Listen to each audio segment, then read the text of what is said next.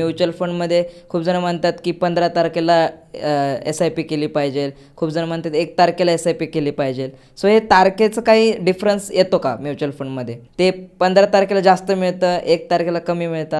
असं काही नाही. मुळात मार्केट कधी वर जातं, कधी खाली जातं, आज निफ्टीची व्हॅल्यू काय, उद्या काय असणार आहे, हे कुठल्याही माणसाच्या तर सोडा कॉम्प्युटरच्याही आकलनाच्या बाहेर आहे. त्यामुळे market will continue to jump on its own, because ते जे जम्पिंग चालू आहे किंवा ती जी व्हॉलेटिलिटी चालू आहे, ही सगळ्या त्या पूर्ण इन्व्हेस्टर्स जेवढे इन्वॉल्ड आहेत, क्रोड्स ऑफ पीपल, त्यांच्या मानसिकतेचा खेळ आहे. आणि याचा अंदाज कसा घेणार तुम्ही की आज 15 दिवशी सगळ्यांची मानसिकता अशी असेल बरं का, 16 तारखेला वेगळे असेल, 20 तारखेला असं काहीच नाही करू शकत तुम्ही. So better is don't get into दिस.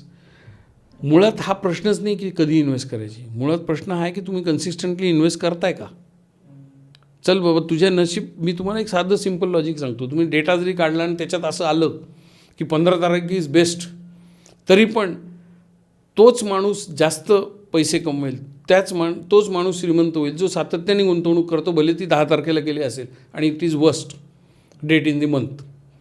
कारण स्टॉक मार्केटमध्ये, म्युच्युअल फंडमध्ये गुंतवणूक करून पैसे कमवण्यासाठी एकच गोष्ट लागते, ती म्हणजे कन्सिस्टंटली इन्व्हेस्ट करा आणि जास्त काळ इन्व्हेस्ट करा. तारखा कुठल्या केल्या काहीही फरक पडत नाही. एक साधं उदाहरण तुम्हाला मी देतो. भारतामध्ये मॅक्सिमम लोक FD करतात.